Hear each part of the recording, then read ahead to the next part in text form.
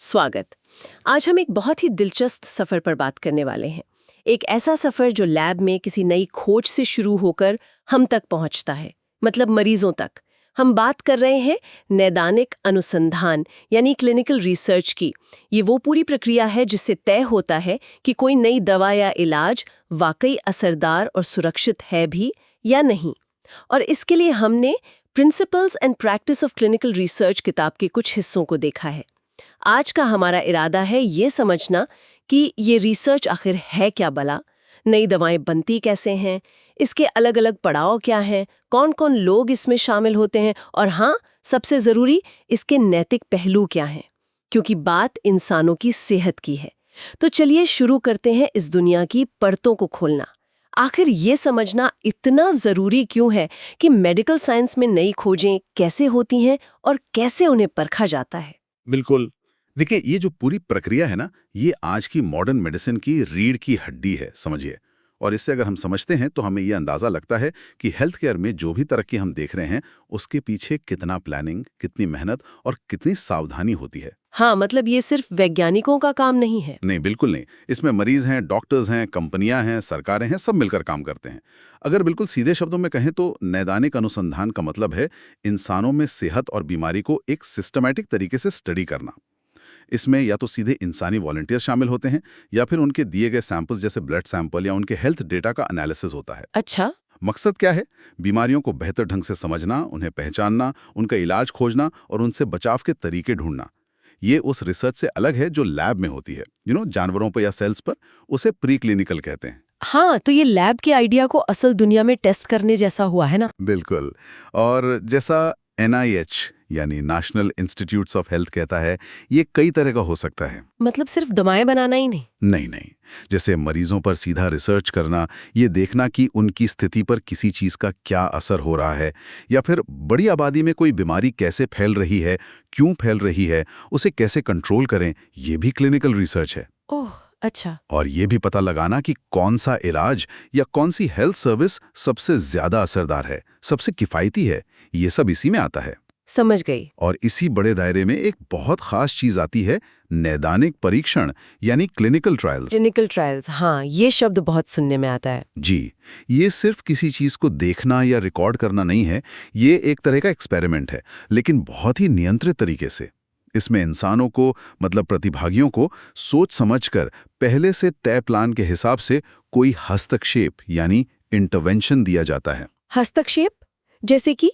जैसे कोई नई दवा या वैक्सीन या सर्जरी का कोई नया तरीका या कोई खास डाइट या कोई थेरेपी भी। अच्छा। फिर देखा जाता है कि उस हस्तक्षेप का उनकी सेहत पर क्या असर पड़ा, पॉजिटिव, नेगेटिव, कैसा भी। तो ये कैसे तय होता है कि कोई स्टडी क्लिनिकल ट्रायल है या नहीं? कोई नियम है? हाँ, NIH ने इसके लिए 4 सीधे सवाल दिए हैं। क्या है वो? पहला, क्या स्टडी में इंसान शामिल हैं? दूसरा, क्या उन्हें पहले से तय करके कोई हस्तक्षेप दिया जा रहा है? तीसरा, क्या स्टडी का मकसद ही उस हस्तक्षेप का असर देखना है?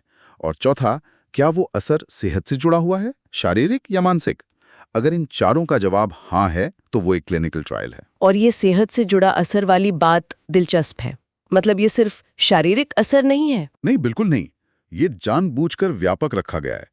इसका मतलब ये है कि अगर कोई स्टडी किसी नए किस्म के साइकोलॉजिकल ट्रीटमेंट का असर देख रही है या किसी खास डाइट प्लान का, तो उसे भी उतनी ही गंभीरता और सावधानी से परखा जाएगा, उतनी ही नैतिक निगरानी होगी जितनी किसी नई दवा की स्टडी की होती है। क्यों?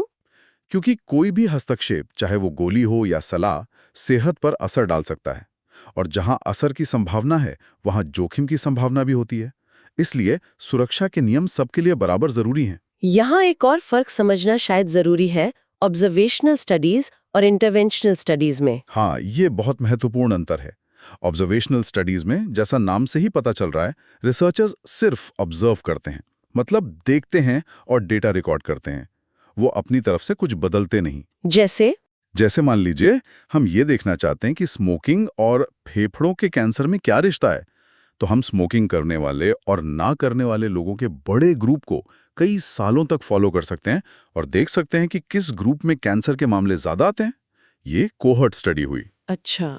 या फिर हम फेफड़ों के कैंसर वाले मरीजों केस और वैसे ही स्वस्थ लोगों कंट्रोल्स से उनकी पुरानी आदतों के बारे में पूछ सकते हैं। ये केस कंट्रोल स्टडी हुई। तो इनसे पता चलता है कि शायद कोई लिंक है। हाँ, इनसे हमें संभावित रिस्क फैक्टर्स या एसोसिएशन का पता चलता है, लेकिन ये पक्के तौर पर कारण और प्रभाव साबित नहीं कर सकती।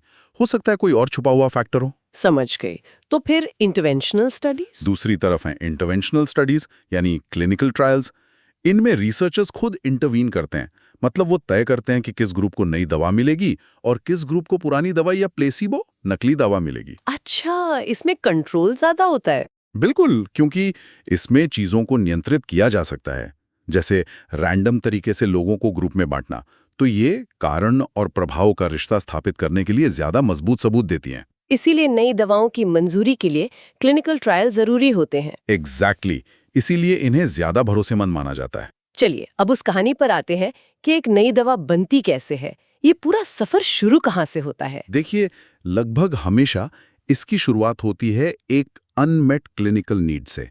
मतलब कोई ऐसी बीमारी है जिसका या तो कोई इलाज मौजूद ही नहीं है, या जो इलाज हैं वो उतने असरदार नहीं हैं, या उनके साइड इफेक्ट्स बहुत ज्यादा हैं। यानी कहीं ना कहीं एक कमी है जिसे भरने की जरूरत है। बिल्कुल।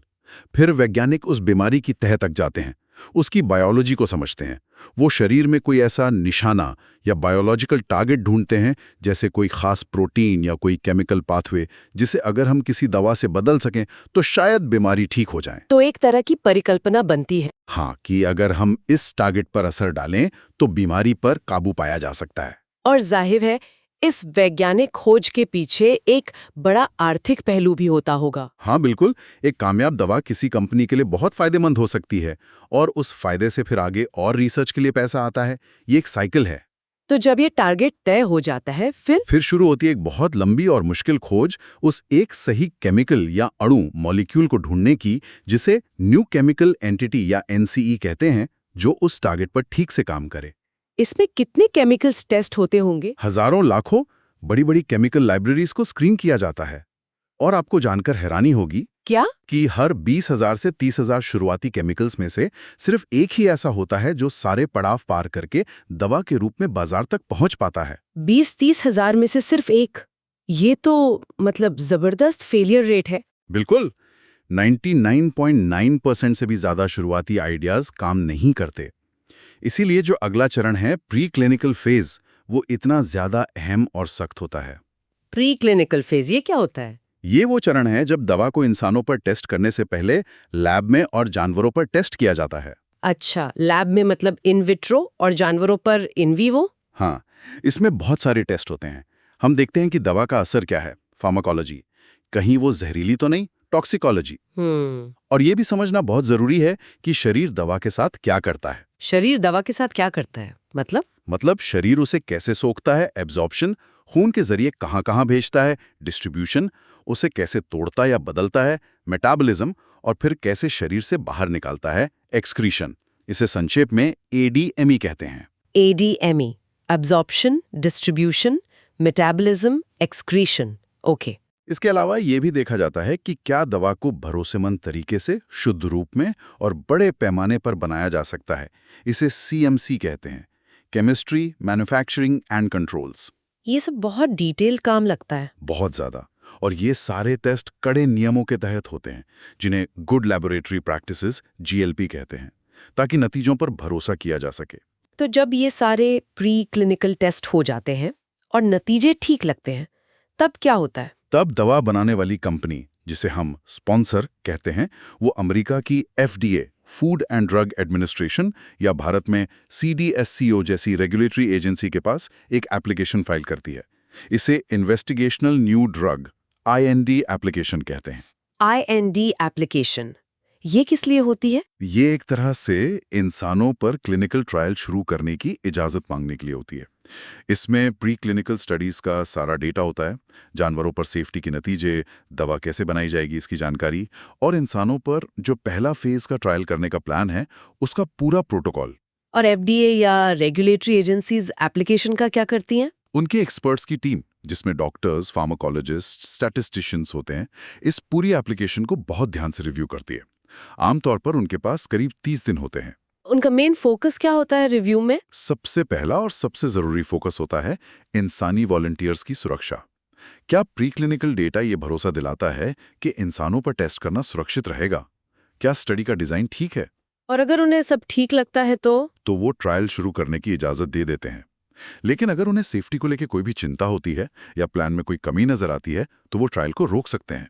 इसे क्लिनिकल होल्ड कहते हैं। ये एक तरह का सेफ्टी चेक हुआ। बिल्कुल, ये बहुत जरूरी कदम है ताकि इंसानों को किसी भी तरह के अनावश्यक खतरे में ना डाला जाए। तो IND मंजूर होने के बाद आखिरकार दवा इंसानों पर टेस्ट होने के लिए तैयार हो जाती है, और ये कई चरणों या फेजेस में होता है ना? जी हाँ, ये एक सीढ़ी दर सीढ़ी प्रक्रिया है। हर अगला चरण पिछले चरण से मिली जानकारी पर आधारित होता है। ये क्यों जरूरी है? एक साथ ही बड़ा ट्रायल क्यों नहीं कर लेते? ये एक तरह से रिस्क मैनेजमेंट है। आप धीरे धीरे आगे बढ़ते हैं। हर अगले फेज में ज्यादा प्रतिभागी शामिल होते हैं, लागत बढ़ती है, समय ज्यादा लगता है। लेकिन आप ऐसा तभी करते हैं जब पिछले फेज के नतीजे सकारात्मक हों और ये भरोसा दें कि आगे बढ़ना ठीक है। ओके, तो सबसे पहला फेज कौन सा है? फेज 0? हाँ, कभी कभी फेज 0 होता है, जिसे एक्सप्लोरेटरी ट्रायल भी कहते हैं। ये हमेशा जरूरी नहीं होता। इसमें क्या होता है? ये बहुत ही छोटे स्केल पर होता है, शायद 10-15 लोगों पर, और इसमें दवा की बहुत ही कम डोज दी जाती है, इतनी कम कि उससे इलाज होने की उम्मीद नहीं होती। तो फिर मकसद क्या है? मकसद सिर्फ ये देखना होता है कि इंसानी शरीर में दवा जा कहाँ रही है, क्या वो टारगेट तक पहुंच भी रही है। इसे फार्माकोकाइनेटिक्स PK और फार्माकोडायनामिक्स PD का शुरुआती मूल्यांकन कहते हैं। इसे बहुत जल्दी पता चल सकता है कि दवा में दम है भी या नहीं। अच्छा, इसके बाद आता है फेज 1। हाँ, फेज 1 ये इंसानों पर टेस्टिंग का पहला बड़ा पड़ाव है।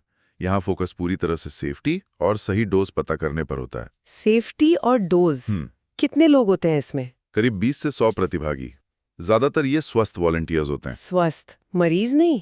आमतौर पर स्वस्थ। हाँ, अगर दवा किसी गंभीर बीमारी जैसे कैंसर के लिए है तो शायद मरीजों को भी शामिल किया जाए। लेकिन मुख्य लक्ष्य होता है सुरक्षित डोज रेंज क्या है, कौन से साइड इफेक्ट्स तुरंत दिख रहे हैं, और इंसानों में ADME प्रोफाइल कैसा है। डोज कैसे तय करते हैं? अक्सर इसमें डोज एस्केलेशन डिजाइन इस्तेमाल होता है। मतलब धीरे धीरे डोज बढ़ाई जाती है ताकि वो अधिकतम डोज पता चल सके जिसे इंसान बिना गंभीर साइड इफेक्ट के बर्दाश्त कर सकता है। इसे मैक्सिमम टॉलरेटेड डोज MTD कहते हैं। और कितनी दवाएं फेज 1 पार कर पाती हैं? करीब 70% दवाएं फेज 1 से अगले फेज में जाती हैं। 70%, ठीक है। फेज 1 में सेफ्टी ठीक लगने के बाद उसके बाद आता है फेज 2। अब पहली बार ये सवाल सामने आता है, क्या ये दवा उस खास बीमारी के मरीजों में वाकई कुछ असर दिखा रही है, यानी क्या इसमें एफिकेसी है। तो यहाँ फोकस असर पर आ जाता है। हाँ, असर पर। इसमें कुछ 100 तक मरीज शामिल होते हैं जिन्हें वो बीमारी होती है जिसके लिए दवा बनाई जा रही है। लक्ष्य होता है असर के शुरुआती सबूत इकट्ठा करना, थोड़े समय के साइड इफेक्ट्स देखना, और अगले बड़े ट्रायल के लिए सबसे सही डोज, ऑप्टिमल डोज क्या होगी, ये तय करना। क्या इसमें तुलना भी होती है? हाँ, अक्सर फेज 2 ट्रायल्स कंट्रोल्ड होते हैं। मतलब नई दवा की तुलना या तो प्लेसिबो से की जाती है या फिर उस बीमारी के लिए जो मौजूदा स्टैंडर्ड इलाज है उससे की जाती है। फेज 2 में सफलता की दर क्या है? आपने कहा था फेज 1 में 70%। फेज 2 ज्यादा मुश्किल पड़ाव है। यहाँ सफलता दर काफी कम हो जाती है, करीब 33% के आसपास। मतलब 3 में से सिर्फ एक दवा ही फेज 2 पार करके फेज 3 तक पहुंच पाती है। सिर्फ 1/3। तो अगर दवा फेज 2 में भी कामयाब रहती है तब आता है फेज 3। जी हाँ, फेज 3। फेज 3 ये सबसे बड़ा, सबसे महंगा और रेगुलेटरी मंजूरी के लिहाज से सबसे अहम फेज होता है। कितना बड़ा होता है ये? बहुत बड़ा। इसमें सैकड़ों या हजारों मरीज शामिल होते हैं। अक्सर ये मल्टी सेंटर्ड होता है, यानी देश के या दुनिया के कई सारे अस्पतालों या क्लिनिक्स में एक साथ चलता है। इन्हें पिविटल ट्रायल्स भी कहते हैं ना? बिल्कुल, क्योंकि इन्हीं ट्रायल्स के नतीजों के आधार पर FDA जैसी रेगुलेटरी एजेंसियां ये फैसला लेती हैं कि दवा को मार्केट में लाने की मंजूरी देनी है या नहीं। फेज 3 का मुख्य उद्देश्य क्या होता है? यहाँ मकसद होता है पक्के तौर पर बड़े पैमाने पर साबित करना कि दवा असरदार है, एफिकेसी, और एक बड़ी विविध आबादी में इस्तेमाल के लिए सुरक्षित भी है। इसमें काफी समय लग सकता है, 1 से 4 साल या उससे भी ज्यादा। और इसमें कौन सा तरीका सबसे भरोसेमंद माना जाता है? यहाँ पर रैंडमाइज्ड कंट्रोल ट्रायल को गोल्ड स्टैंडर्ड माना जाता है। RCT ये क्या है? इसमें प्रतिभागियों को रैंडम तरीके से, मतलब बिना किसी भेदभाव के, अलग अलग ग्रुप्स में बांटा जाता है। जैसे एक ग्रुप को नई दवा मिलती है, दूसरे को प्लेसिबो या मौजूदा इलाज। रैंडमाइजेशन इसलिए जरूरी है ताकि किसी भी तरह का बायस या पक्षपात ना हो।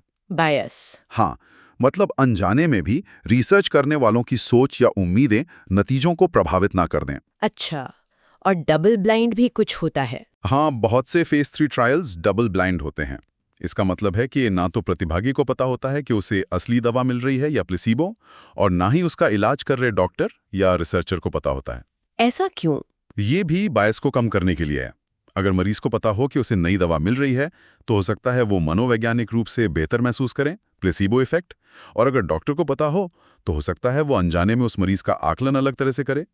डबल ब्लाइंडिंग से नतीजे ज्यादा निष्पक्ष होते हैं। फेज 3 पार करने के चांस कितने होते हैं? यहाँ भी सफलता दर बहुत ज्यादा नहीं है। करीब 25-30% दवाएं ही फेज 3 को सफलतापूर्वक पूरा कर पाती हैं। बाप रे, मतलब शुरुआत से लेकर यहाँ तक आते आते बहुत कम दवाएं बचती हैं। बिल्कुल, ये एक बहुत ही कठिन सफर है। लेकिन अगर फेज 3 कामयाब रहता है, सारे नतीजे पॉजिटिव आते हैं, तो फिर क्या होता है? तब स्पॉन्सर कंपनी सारा डेटा प्री क्लिनिकल से लेकर फेज 3 तक का, जिसमें सेफ्टी, एफिकेसी, मैन्युफैक्चरिंग सब कुछ शामिल है, इकट्ठा करके एक बहुत बड़ी एप्लीकेशन तैयार करती है और रेगुलेटरी एजेंसी जैसे FDA या CTSCO के पास जमा करती है। इसे अमेरिका में न्यू ड्रग एप्लीकेशन NDA या बायोलॉजिक्स लाइसेंसिंग एप्लीकेशन BLA कहते हैं। ये दवा को बाजार में बेचने की इजाजत के लिए फाइनल रिक्वेस्ट होती है। और FDA's एप्लीकेशन का क्या करती है? FDA की बहुत ही गहन समीक्षा करती है, जिसमें कई महीने लग सकते हैं। वो हर पहलू को जांचते हैं, क्या फायदे वाकई जोखिमों से ज्यादा हैं, क्या दवा लगातार सुरक्षित और असरदार तरीके से बनाई जा सकती है। अगर वो संतुष्ट होते हैं, तब जाकर दवा को मार्केटिंग अप्रूवल मिलता है। और अप्रूवल मिलने के बाद क्या रिसर्च खत्म हो जाती है? नहीं, पूरी तरह से नहीं। इसके बाद आता है फेज 4 या पोस्ट मार्केटिंग स्टडीज। दवा मार्केट में आने के बाद भी स्टडीज? हाँ, दवा जब आम जनता के लिए उपलब्ध हो जाती है, तब भी उस पर नजर रखी जाती है। इसमें हजारों लाखों मरीज शामिल हो सकते हैं जो अब दवा को रियल वर्ल्ड सेटिंग में इस्तेमाल कर रहे हैं। इसका क्या मकसद होता है? मकसद होता है दवा की लॉन्ग टर्म सेफ्टी और इफेक्टिवनेस पर और ज़्यादा डेटा इकट्ठा करना। क्या कोई ऐसे दुर्लभ साइड इफ़ेक्ट्स हैं जो पहले के छोटे ट्रायल्स में नहीं दिखे थे? क्या ये अलग अलग तरह के मरीजों में भी उतना ही काम करती है? इसे फार्माकोविजिलेंस भी कहते हैं। कभी कभी रेगुलेटरी एजेंसीज खुद कंपनी को ये स्टडीज करने के लिए कहती है, अप्रूवल की शर्त के तौर पर। तो ये पूरी प्रक्रिया वाकई बहुत लंबी, जटिल और कई चरणों वाली है। और जैसा आपने शुरू में कहा था, इसमें सिर्फ वैज्ञानिक नहीं, कई अलग अलग लोग और संस्थाएं शामिल होती हैं। ये एक पूरा इकोसिस्टम है। बिल्कुल सही, ये एक टीम एफर्ट है। इसमें कई महत्वपूर्ण खिलाड़ी हैं और सबके अपने अपने रोल और जिम्मेदारियां हैं। कौन कौन है ये मुख्य खिलाड़ी? सबसे पहले तो है स्पॉन्सर। ये वो संस्था या कंपनी होती है जो क्लिनिकल ट्रायल को शुरू करती है, उसका मैनेजमेंट देखती है और पैसा लगाती है। ये कोई फार्मा कंपनी हो सकती है, कोई सरकारी एजेंसी हो सकती है या कोई एकेडमिक संस्थान भी। स्पॉन्सर की मुख्य जिम्मेदारियां क्या हैं? स्पॉन्सर की जिम्मेदारी है IND एप्लीकेशन फाइल करना, यह सुनिश्चित करना कि ट्रायल सारे नियमों के मुताबिक हों, सही और काबिल इन्वेस्टिगेटर्स को चुनना, ट्रायल की मॉनिटरिंग करवाना, कोई सीरियस साइड इफेक्ट होने पर रेगुलेटरी अथॉरिटी को रिपोर्ट करना और ट्रायल में इस्तेमाल होने वाली दवा, इन्वेस्टिगेशनल प्रोडक्ट का मैनेजमेंट देखना। क्या स्पॉन्सर ये काम किसी और को सौंप सकता है? हाँ, स्पॉन्सर अपनी कुछ जिम्मेदारियां कॉन्ट्रैक्ट रिसर्च ऑर्गेनाइजेशन CRO जैसी संस्थाओं को आउटसोर्स कर सकता है, लेकिन कानूनी तौर पर अंतिम जिम्मेदारी स्पॉन्सर की ही रहती है। ठीक है, स्पॉन्सर के बाद कौन? फिर आते हैं प्रिंसिपल इन्वेस्टिगेटर या PI। ये आमतौर पर एक डॉक्टर या क्वालिफाइड साइंटिस्ट होते हैं जो क्लिनिकल ट्रायल साइट पर, मतलब अस्पताल या क्लिनिक में, पूरी रिसर्च टीम को लीड करते हैं और ट्रायल के संचालन के लिए जिम्मेदार होते हैं। PI की सबसे बड़ी जिम्मेदारी क्या होती है? PI की सबसे पहली और सबसे बड़ी जिम्मेदारी होती है अपने अंडर ट्रायल में शामिल हुए प्रतिभागियों के अधिकारों, उनकी सुरक्षा और उनके भले की रक्षा करना। यह सर्वोपरि है। अगर PI अपनी टीम को काम सौंपता है, तब भी जिम्मेदारी उसी की रहती है। हाँ, ये बहुत महत्वपूर्ण सिद्धांत है। काम सौंपना, डेलीगेशन ऑफ टास्क्स, जिम्मेदारी सौंपना नहीं है। PI ने भले ही कुछ काम अपनी टीम के सदस्यों जैसे क्लिनिकल रिसर्च कोऑर्डिनेटर को दिए हों, लेकिन साइट पर ट्रायल के सही ढंग से संचालन की पूरी जिम्मेदारी PI की ही होती है। उसे प्रोटोकॉल का पालन करवाना है, प्रतिभागियों से सही तरीके से सूचित सहमति, इन्फॉर्म्ड कंसेंट लेनी है, डेटा सही रिकॉर्ड हो ये देखना है, स्पॉन्सर और IRB को रिपोर्ट करना है और अपनी पूरी टीम को सुपरवाइज करना है। आपने IRB का जिक्र किया, ये क्या है? IRB यानी इंस्टीट्यूशनल रिव्यू बोर्ड। या इसे एथिक्स कमेटी भी कहते हैं। ये एक स्वतंत्र कमेटी होती है जिसका मुख्य काम है इंसानों पर होने वाली किसी भी रिसर्च में भाग लेने वाले प्रतिभागियों के अधिकारों और उनके कल्याण की रक्षा करना। ये कौन लोग होते हैं इस कमेटी में? इसमें अलग अलग बैकग्राउंड के लोग होते हैं, वैज्ञानिक, डॉक्टर, गैर वैज्ञानिक सदस्य और समुदाय के प्रतिनिधि भी, ताकि अलग अलग नजरिए से रिसर्च को परखा जा सके। ये कमेटी रिसर्च करने वाली संस्था से स्वतंत्र होती है। और IRB करती क्या है? IRB के पास किसी भी रिसर्च प्रपोजल को मंजूरी देने, उसमें बदलाव सुझाने या उसे नामंजूर करने का अधिकार होता है। वो सबसे पहले रिसर्च प्रोटोकॉल और इन्फॉर्म्ड कंसेंट फॉर्म को रिव्यू करते हैं। वो ये आकलन करते हैं कि रिसर्च में शामिल जोखिम कितने हैं और क्या संभावित फायदे उन जोखिमों से ज्यादा हैं। वो ये भी सुनिश्चित करते हैं कि जोखिमों को कम से कम रखा गया है। क्या वो सिर्फ शुरुआत में रिव्यू करते? नहीं, वो लगातार रिव्यू करते हैं। कम से कम साल में एक बार उन्हें चल रहे हर ट्रायल को रिव्यू करना होता है और जरूरत पड़ने पर वो कभी भी रिव्यू कर सकते हैं। ये प्रतिभागियों की सुरक्षा के लिए एक बहुत जरूरी कवच है। ठीक है, स्पॉन्सर, PI, IRB और कौन है इस इकोसिस्टम में? फिर आती हैं रेगुलेटरी अथॉरिटीज, जैसे अमेरिका में FDA, यूरोप में EMA और भारत में CDSCO। ये सरकारी एजेंसियां हैं जो क्लिनिकल रिसर्च और मेडिकल प्रोडक्ट्स की बिक्री को नियंत्रित करने वाले कानून और नियम बनाती हैं और उन्हें लागू करवाती हैं। इनका क्या रोल है? इनका काम बहुत बड़ा है।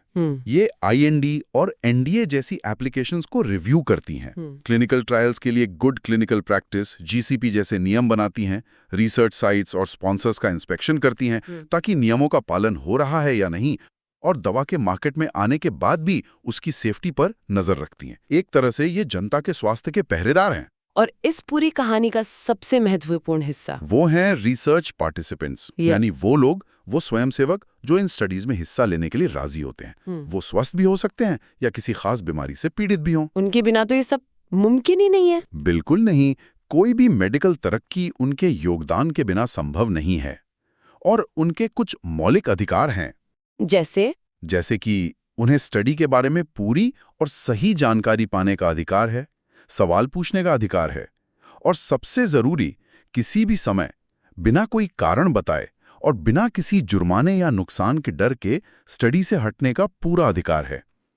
उनकी पहचान और निजी जानकारी को गोपनीय रखना भी जरूरी है। और उनसे क्या उम्मीद की जाती है? उनसे उम्मीद की जाती है कि वो स्टडी के प्रोटोकॉल का पालन करेंगे, अपॉइंटमेंट्स पर आएंगे, और अगर उन्हें कोई भी साइड इफेक्ट महसूस होता है या उनकी सेहत में कोई बदलाव आता है तो वो तुरंत रिसर्च टीम को बताएंगे।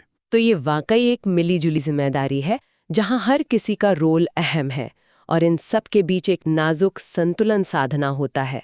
हाँ, बिल्कुल। एक तरफ है विज्ञान को आगे बढ़ाने की जरूरत, नई खोज करने की इच्छा, और दूसरी तरफ है उन इंसानों के अधिकार, उनकी सुरक्षा, उनका सम्मान जो इस खोज का हिस्सा बन रहे हैं। ये एक बहुत ही संवेदनशील नैतिक संतुलन, एथिकल कैलकुलस है। क्या हमेशा से ऐसा ध्यान रखा जाता था? दुर्भाग्य से नहीं। इतिहास में कुछ ऐसी दुखद घटनाएं हुई हैं, जैसे नूर्नबर्ग ट्रायल्स के दौरान पता चले नाजी प्रयोग या अमेरिका का टस्केगी सिफिलिस स्टडी, जहां रिसर्च के नाम पर इंसानों के साथ बहुत बुरा बर्ताव हुआ। इन्हीं घटनाओं से सबक लेकर आज के मजबूत नैतिक नियम और गाइडलाइंस बनी हैं। जैसे कि अमेरिका में 1979 की बेलमोंट रिपोर्ट बहुत महत्वपूर्ण मानी जाती है। इसने 3 बुनियादी नैतिक सिद्धांत दिए जो आज भी क्लिनिकल रिसर्च की नींव हैं। क्या है वो 3 सिद्धांत? कि हर व्यक्ति को एक स्वतंत्र ऑटोनोमस इकाई मानना, उसकी मर्जी का सम्मान करना, उनकी भागीदारी पूरी तरह से स्वैच्छिक वॉलंटरी होनी चाहिए और पूरी जानकारी के आधार पर होनी चाहिए, और जो लोग कमजोर स्थिति में हैं, जैसे बच्चे, कैदी या गंभीर रूप से बीमार लोग, उनके लिए खास सुरक्षा उपाय होने चाहिए। ठीक है। दूसरा है परोपकार, बेनिफिसेंस। इसके 2 हिस्से हैं। पहला, कोई नुकसान न पहुंचाओ, डू नो हार्म, और दूसरा, संभावित फायदों को ज्यादा से ज्यादा करो और संभावित नुकसानों को कम से कम करो। रिसर्च डिजाइन करते समय हमेशा रिस्क बेनिफिट एनालिसिस करना होता है। और तीसरा सिद्धांत? तीसरा है न्याय, जस्टिस। इसका मतलब है कि रिसर्च के फायदे और बोझ का बंटवारा समाज में निष्पक्ष होना चाहिए। ऐसा ना हो कि रिसर्च का जोखिम कोई एक खास ग्रुप उठाए, जैसे गरीब या कम पढ़े लिखे लोग, और उसका फायदा किसी और को मिले। प्रतिभागियों का चुनाव भी निष्पक्ष तरीके से होना चाहिए, किसी का शोषण नहीं होना चाहिए। ये तीनों सिद्धांत बहुत महत्वपूर्ण लगते हैं। व्यक्तियों का सम्मान वाला सिद्धांत इन्फॉर्म्ड कंसेंट की प्रक्रिया से कैसे जुड़ा है? इन्फॉर्म कंसेंट यानी सूचित सहमति इसी सिद्धांत का व्यवहारिक रूप है। ये सिर्फ एक फॉर्म पर दस्तखत लेना नहीं है। तो फिर ये क्या है? ये एक लगातार चलने वाली बातचीत और जानकारी देने की प्रक्रिया है रिसर्च टीम और संभावित प्रतिभागी के बीच। इसमें रिसर्च टीम का फर्ज है कि वो प्रतिभागी को स्टडी के बारे में सब कुछ साफ साफ और आसान भाषा में समझाए। क्या क्या समझाया जाता है? स्टडी का मकसद क्या है, ये कितने समय तक चलेगी, इसमें क्या क्या करना होगा, जैसे कितनी बार आना पड़ेगा, कौन से टेस्ट होंगे, इसके संभावित फायदे क्या हो सकते हैं, संभावित जोखिम या साइड इफेक्ट्स क्या हैं, अगर वो हिस्सा नहीं लेना चाहते तो उनके पास इलाज के और क्या विकल्प मौजूद हैं, और सबसे जरूरी कि उनकी भागीदारी पूरी तरह से उनकी मर्जी पर है और वो कभी भी बिना किसी झिझक के मना कर सकते हैं या बीच में छोड़ सकते हैं। और प्रतिभागी सवाल भी पूछ सकते हैं। बिल्कुल, उन्हें सवाल पूछने के लिए प्रोत्साहित किया जाना चाहिए और उनके सभी सवालों का संतोषजनक जवाब दिया जाना चाहिए। सहमति तभी सूचित मानी जाती है जब व्यक्ति सब कुछ समझकर बिना किसी दबाव के हाँ कहता है। लेकिन क्या ये प्रक्रिया हमेशा इतनी आदर्श रूप में हो पाती है? चुनौतियां भी तो होंगी। हाँ, चुनौतियां हैं। कभी कभी भाषा या सांस्कृतिक अंतर समझने में मुश्किल पैदा कर सकते हैं। लोग शायद जानकारी की जटिलता को पूरी तरह ना समझ पाएं।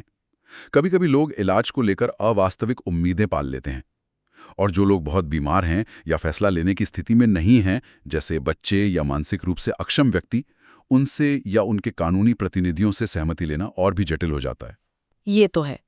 तो इतनी सब बातों के बाद कोई क्यों हिस्सा लेगा क्लिनिकल ट्रायल में? इसके फायदे क्या हो सकते हैं? इसके कई फायदे हो सकते हैं। व्यक्तिगत स्तर पर देखें तो हो सकता है उन्हें कोई ऐसा नया और बेहतर इलाज मिल जाए जो अभी बाजार में उपलब्ध नहीं है। हाँ, ये एक बड़ा आकर्षण हो सकता है। उन्हें स्टडी के दौरान विशेषज्ञों द्वारा बहुत करीबी मेडिकल देखभाल और निगरानी मिलती है, और बहुत से लोगों को इस बात से संतुष्टि मिलती है कि वो अपनी बीमारी से लड़ने में एक सक्रिय भूमिका निभा रहे हैं, और साथ ही मेडिकल साइंस की प्रगति में भी अपना योगदान दे रहे हैं, जिससे भविष्य के मरीजों को फायदा होगा।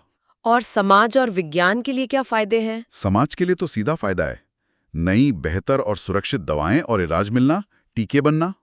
विज्ञान के लिए इससे हमें इंसानी शरीर और बीमारियों के बारे में नई जानकारी मिलती है, जिससे आगे की रिसर्च को दिशा मिलती है, और ये साक्ष्य आधारित चिकित्सा, एविडेंस बेस्ड प्रैक्टिस को मजबूत करता है। लेकिन फायदों के साथ नुकसान, जोखिम और बोझ भी जुड़े हैं। हाँ, बिल्कुल।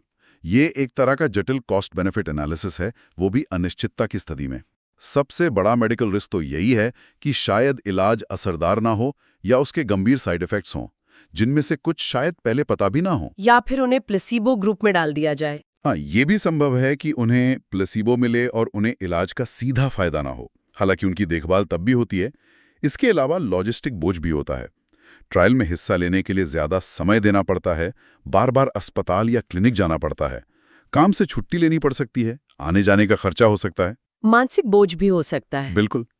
नतीजों को लेकर अनिश्चितता का तनाव, बार बार टेस्ट करवाने की चिंता, और हालांकि बहुत सारे सुरक्षा उपाय होते हैं, लेकिन फिर भी रिसर्च में कदाचार, रिसर्च मिसकंडक्ट का एक बहुत छोटा ही सही पर खतरा तो रहता ही है।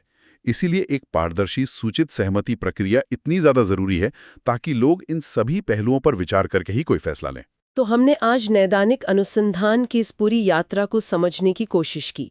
कैसे एक जरूरत से बात शुरू होती है, फिर लैब और जानवरों पर परीक्षण होते हैं, फिर इंसानों पर कई चरणों में सावधानी से ट्रायल किए जाते हैं, फेज 1, 2, 3 और फिर 4 भी। इसमें sponsor, pi, IRB, regulatory authorities और सबसे महत्वपूर्ण रिसर्च प्रतिभागियों की एक पूरी मिलीजुली व्यवस्था काम करती है, और ये सब कुछ बहुत ही सख्त नैतिक सिद्धांतों पर आधारित है। ये वाकई एक लंबा, महंगा और जोखिमों से भरा लेकिन बेहद जरूरी सफर है। बिल्कुल। और यहाँ शायद एक विचार छोड़कर जा सकते हैं जिस पर सोचा जा सकता है। ये देखते हुए कि इस पूरी प्रक्रिया में इतनी ज़्यादा लागत लगती है, ये इतनी जटिल है और इसमें नाकामी की दर इतनी ज़्यादा है, ये हमें क्या बताता है कि समाज के तौर पर हम मेडिकल तरक्की को कितना महत्व देते हैं, या ये सवाल कि क्या हम इस पूरी प्रक्रिया को और ज़्यादा कुशल, एफिशिएंट और कम खर्चीला बना सकते हैं, बिना सुरक्षा और नैतिकता से समझौता किए। कैसे हम इसमें शामिल सभी लोगों, मरीज, शोधकर्ता, कंपनियां, रेगुलेटर्स के लक्ष्यों को और बेहतर तरीके से एक सीध में ला सकते हैं, ताकि ये जरूरी काम और अच्छे से हो सके। ये वाकई सोचने वाले सवाल है। इस गहरी और जानकारी भरी बातचीत के लिए आपका बहुत बहुत धन्यवाद। धन्यवाद।